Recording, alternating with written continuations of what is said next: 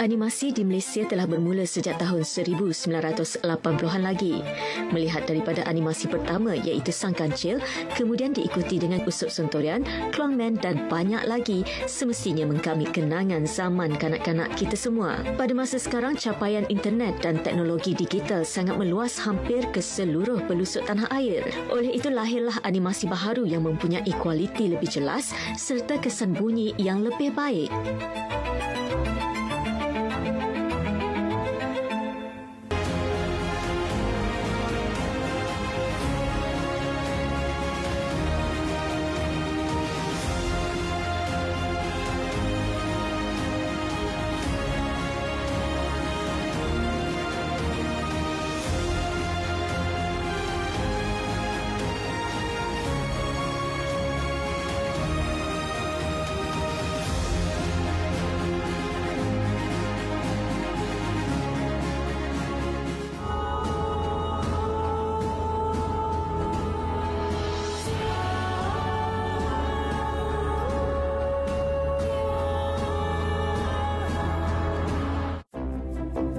Ia bermula dari sehelai kertas kosong. Seluruh tenaga kerja muda ini tidak dapat menjangkakan sama ada kejayaan ataupun kegagalan yang akan ditempuhi.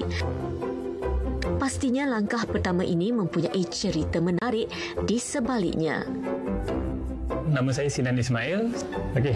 Saya graduate daripada USM pada tahun 2004 dengan kos matematik sebenarnya, pemodelan komputer bawah fakulti matematik.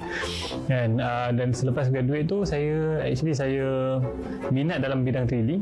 So saya self-learn, saya self-taught lah myself through forum pada ketika itu. Dan alhamdulillah selepas 6 bulan basically belajar, saya dapat kerja dekat syarikat pertama sebagai 3D artist. Dan saya staff dia yang pertama. Saya dengan Sinan adalah kawan sekolah, kawan baik dari sekolah, dan kemudian kami belajar mengikut haluan masing-masing. Selepas tu kami bercadang dan orang kata apa, macam ada inspirasi untuk membuka company sendiri. Keazaman dan kepercayaan kepada diri membantu mereka menghadapi cabaran dan risiko baharu ini. Pada ketika itu kami punya misi ataupun kami punya apa yang kami buatlah adalah untuk buat apa-apa sahaja yang boleh keluar dekat TV screen ataupun monitor yang best. So masa tu kami buat flash game, kami buat e-learning, kami buat website, kami buat montage, apa-apa sajalah. Kita mendapat jugalah tentangan daripada ibu bapa, yang mana ibu bapa saya pun adalah seorang bapa saya seorang tenaga pengajar, cikgu, dan dia orang rasa macam boleh ke kita dalam circulation family pun, keluarga tak ada pun yang buat bisnes ni. Dengan berbekalkan sedikit duit, saya rasa pada ketika itulah dalam RM8,000 kot saving saya, yang saya berhenti kerja dengan niat nak buat satu company untuk buat multimedia. So adakah boleh buat bisnes, dan kemudian pada saya cuba mengconvincekan parents supaya InsyaAllah kalau ada rezeki, inilah yang terbaik untuk saya lah. Sebab saya tak boleh nak bekerja dalam dengan bukan tak bekerja dengan orang. Saya suka nak explore, saya suka membuat benda yang lebih daripada apa yang saya nak buat. So alhamdulillah dalam 2 tahun yang pertama pada Tutorial kami berkembang daripada 2 orang, jadi saya rasa pada ketika itu dalam mungkin sampai ke 15 orang jugalah, lebih kurang dan kami dapatlah job-job yang saya rasa okey lah, alhamdulillah pada ketika itu. Tapi pada satu ketika job tu hilang ataupun job tu dah tak ada. So kita cari lagi job, tak ada. Kita nak tanggung kita punya team pada ketika itu dah tak boleh tanggung dah. So duit dalam bank adalah certain amount. Yang paling penting yang membantu ni adalah orang-orang yang banyak bagi job ataupun orang kata apa, job. Masa ni DDM Friends tak ada lagi. So kita banyak servis oil and gas company, kita banyak buat 3D untuk syarikat oil and gas, kita banyak buat montage untuk perancaran ni. So sedikit lah yang kita ada, orang kata apa, saya ada pengalaman dalam bisnes lah. Ide adalah satu yang paling utama di dalam industri kreatif animasi. Persoalannya, bagi sesuatu yang baharu, adakah animasi dan watak yang diterbitkan boleh diterima penonton-penonton cilik? Sebenarnya satu benda masa tu Sinan dah baru dapat anak dia yang pertama. Okay, so pada masa tu dia cari kartun kanak-kanak yang orang kata berkait macam yang nak tunjukkan pada anak dia lah. Bila masa tu YouTube baru je naik, dan bila buka tu macam banyak kartun kanak-kanak yang English lah, maksudnya bukan dia bahasa Melayu. So dari situ datangnya idea tu, kenapa kita cuba nak buat Didi and Friends. Dan memang kita tak pernah terfikir nak membuat satu IP ataupun kartun. Hanya yang ada masa tu adalah passion ataupun semangat je pada masa tu. Kita memang suka buat 3D. So kita nak buat 3D yang boleh membanggakan Malaysia. And that's what apa yang kita fikir pada masa tu.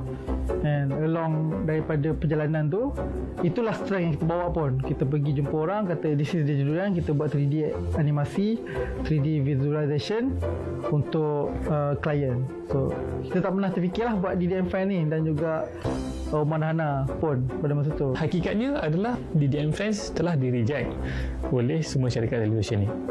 So apa yang kami buat adalah kebetulan pada ketika itu anak saya umur setahun. Pada ketika itu dia umur setahun, dan saya tunjukkan video-video di YouTube. Dan tunjuk Twinkle Little Star, Wheels on the Bus, dan memang berjuta-juta view pada ketika itu. Tapi saya tunjuk pula yang bahasa Malaysia. Carilah lagu kanak-kanak. So bila type search lagu kanak-kanak tu, sebenar-benarnya tak ada yang berkualiti. Yang kualitinya mungkin daripada tahun 90-an macam tu. Tapi view pun adalah dalam 1 juta juga. So bila kita tengok, kita nampak satu gap dekat situ lah. Kita nampak yang Didi and Friends ni ayam serama yang comel. Memang dia menyanyi pun dulu, tapi nyanyi pasal sains.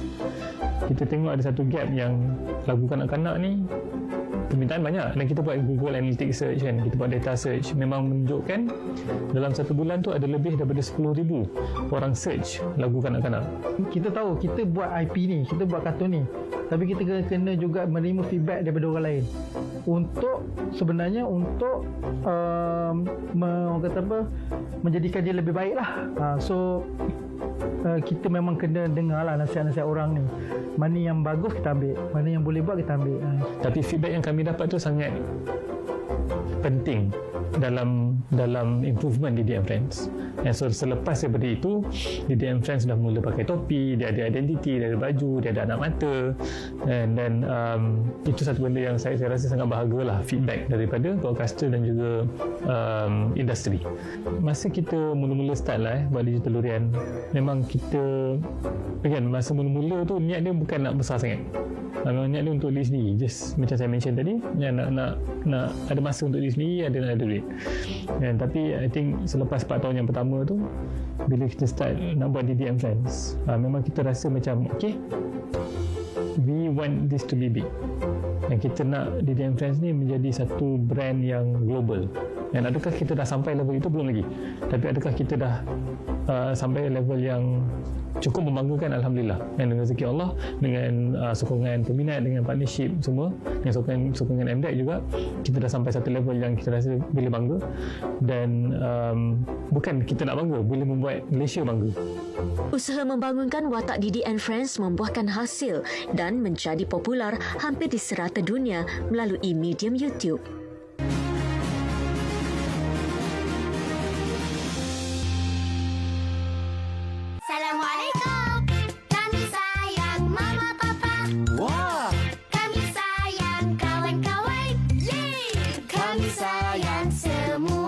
Berbekalkan kejayaan serta pengalaman seluruh tenaga kerja menghasilkan Didi and Friends, mereka sekali lagi mencabar diri menghasilkan animasi baharu iaitu Omar dan Hana yang berkonsepkan Islamik bagi memenuhi segmen yang masih baharu ini. Saya Fadila Abdul Rahman, saya merupakan penerbit Omar dan Hana. Saya sebagai producer, saya menjaga content direction, marketing dan juga commercialize Omar dan Hana ke dalam negara dan juga luar negara. Idea penghasilan Omar dan Hana bermula pada tahun 2016. Kemudian Cik Sinan Ismail dan juga Encik Hairul berjumpa dengan saya, propose untuk menghasilkan sebuah Islamic animation, sebuah animasi Islamik iaitu Omar dan Hana. Bercakap pasal Omar dan Hana sebenarnya dia diwujudkan kerana mendapat permintaan daripada ibu bapa sebenarnya. Dan memang sebelum-sebelum ni pun kita memang terfikir dah buat kandungan untuk Islamik, tapi kita pergi di DFN dulu supaya kita tengok kata market macam mana lah. Sebelum ni saya merupakan brand eksekutif di sebuah stesen TV Islamik di Malaysia. So saya menjaga konten-konten kanak-kanak. Jadi saya perlu mencari konten Islamik untuk stesen TV Islamik. Jadi itulah kepayahan saya pada ketika itu untuk buat perolehan konten Islamik. Jadi dari situ saya nampak sebenarnya bila saya pergi orang kata berjumpa dengan banyak distributor di luar sana,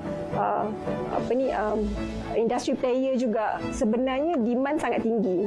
Tapi ramai industri player yang tak nampak, pemain-pemain industri tak nampak orang kata demand tu, the huge demand of Islamic content. Dan alhamdulillah bila permintaan tu macam dia minta Didi untuk buat kandungan Islamik. Macam Didi ni kan dia dah tak ada lengan, tak ada macam mana ambil semayang semua kan. So nak rokok ke semua dengan perut macam tu kan. So bila kita macam fikir-fikir balik, why not kita create another IP yang bernama Omar dan Hana. Saya merupakan director untuk konten Omar dan Hana. Tugas saya sebagai director adalah untuk menjaga kualiti konten yang kita hasilkan supaya dia memberi impact kepada penonton kita lah, dan juga dia juga boleh berikan pengajaran kepada penonton kita supaya mereka boleh amalkan dalam hidup mereka. Saya rasa yang lebih besar adalah sebenarnya tanggungjawab yang Allah bagi, dan untuk kita sebagai pengkarya untuk menyampaikan information, menyampaikan Islamic basic, menyampaikan early childhood education kepada kanak-kanak dalam bentuk ataupun dalam medium animation tu. Disebabkan konten Omar Hana ni adalah konten Islamic, so kami memang kena buat banyak kajian, dan juga kita kena ada orang yang pakar lah dalam bidang ni. Untuk penghasilan konten, penghasilan kandungan, kami sangat teliti. Jadi kami ada konsultan, konten dan juga syariah. Jadi Ustaz Don terlibat secara syariah lah untuk memastikan konten Omar dan Hana ini memang patuh syariah. Ada banyak perkara yang kita lihat, sebab kalau tengok pada Omar dan Hana punya kandungan, kalau kita buat masa untuk lagu 2 minit dulu, kita akan pastikan lagu ataupun cerita itu diakhiri dengan dalil ataupun hadis yang bersesuaian untuk menyokong konten kita tadi tu. Sebenarnya nama Omar tu kita Omar dan Hana kita memang kalau tengok pada look ataupun karakter look dia, look FA dia, kita memang tak menunjukkan dia datang daripada mana-mana negara. So kita bagi dia general punya negara lah kan, Omar dan Hana ni. So kenapa kita buat macam tu, kita nak target international sebenarnya on Omar dan Hana ni, sebab kita tahu market international ni sangat besar kan. Kita ada negara Arab dan kita ada juga banyak orang Islam di UK dan US lah. Nama Omar pun kita pilih sebab kita nak tunjukkan yang dia memang Islamik lah, Islamik. Tapi Omar ni kalau kita pergi mana-mana pun orang tahu macam nama tu familiar lah. Macam contoh kita tahu yang ada orang-orang ahli ulama yang bernama sahabat Nabi pun nama Omar kan. So dari situlah datangnya nama Omar. Dan Hana ni memang purely adalah nama untuk support kepada Omar lah. Kejayaan kedua-dua animasi ini sehingga mencecah jutaan tontonan dan langganan melalui YouTube dan pelbagai platform merupakan pemboleh ubah yang kuat dalam menghasilkan daya saing bagi negara kita di persada antarabangsa. Cabaran dan konflik menjadi sesuatu yang tidak asing di sebalik pembuatan, penerbitan, penyiaran dan pemasaran produk digital. Proses pembuatan konten Omah dan Hana ni seperti proses animation biasa. Jadi kita bermula dengan kita kumpulkan idea, apakah untuk daripada skrip dulu, kita tengok topik apa yang kita nak ketengahkan. Contohnya, saya ambil contoh kita dapat satu topik yang kita rasa penting untuk ketengahkan. Topik dia jangan sentuh. Maksudnya kita nak bagi awareness kepada penonton tentang bahagian badan yang tak boleh disentuh. Jadi kita rasa topik itu penting. Jadi kita regroup dan kita bincang, okey, apakah cara yang paling terbaik sebab konten tu nanti kita nak orang salah anggap. So cabaran yang besar lah untuk masa kita mula buat Omah dan Hana tu adalah kita tak pernah buat Islamic cartoon, pertama. Kedua adalah kita kena wujudkan satu tim baru untuk buat Omah dan Hana ni. So bila kita discuss, bincang secara internal, kami telah membuat keputusan untuk mengambil beberapa key team members daripada DD and Friends dan tinggalkan beberapa key team members kat DD and Friends ni, dan bawa beberapa ke Omah dan Hana. So satu cabaran lah sebab DD and Friends dah stable, tapi bila kita tarik key people tu pun dia goyang juga sikit. And Omah dan Hana pula baru. So cabaran dia masa mula tu agak besar lah. Dan I think alhamdulillah kita berjaya lah berbincang dan menjadikan watak tu betul lah. And dia punya persembahan tu betul, penyampaian tu betul.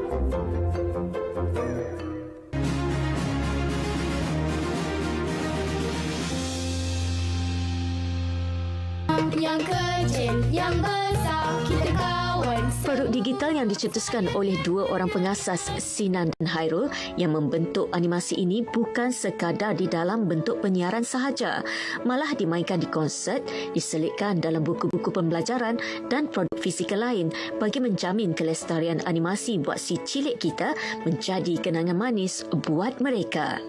Sebelum pandemik, kita banyak membuat acara-acara di mana kita buat fun fair, kita buat acara di shopping mall, kita bertemu dengan peminat.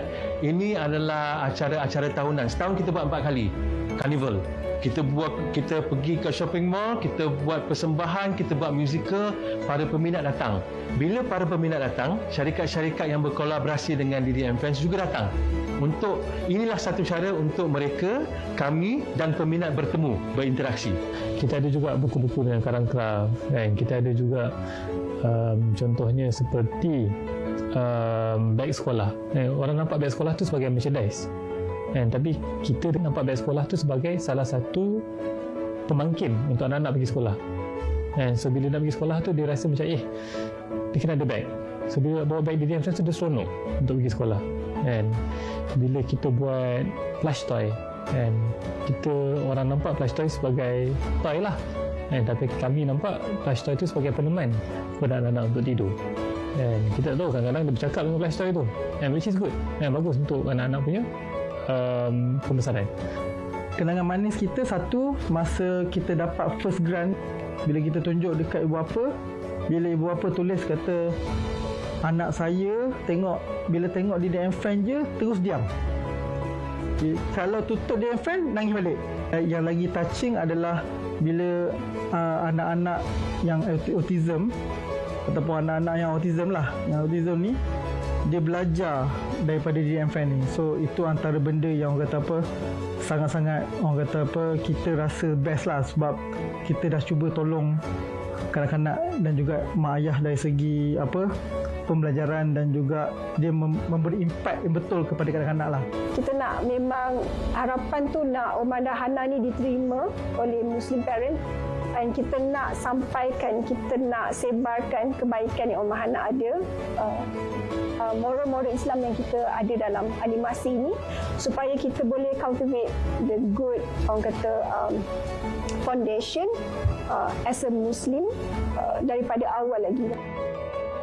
So itu memang harapan kita nak satu hari Omar Hana ni, bila anak-anak yang tengok Omar Hana dah besar, dia akan ingat Omar Hana dan dia suggest pula dekat anak-anak dia untuk tengok. So dia akan ingat Omar Hana as Islamic animation yang bagus, yang boleh membantu mendidik anak-anak. Terima kasih kerana memberi peluang kepada DDM Friends untuk masuk ke dalam hidup anda, supaya satu masa nanti bila mereka besar, mereka boleh buka balik lagu-lagu lama DDM Friends ni untuk diperkenalkan pula kepada anak-anak mereka. Dan saya harap DDM Friends akan sentiasa berada dalam halwa telinga para pendengar sepanjang masa.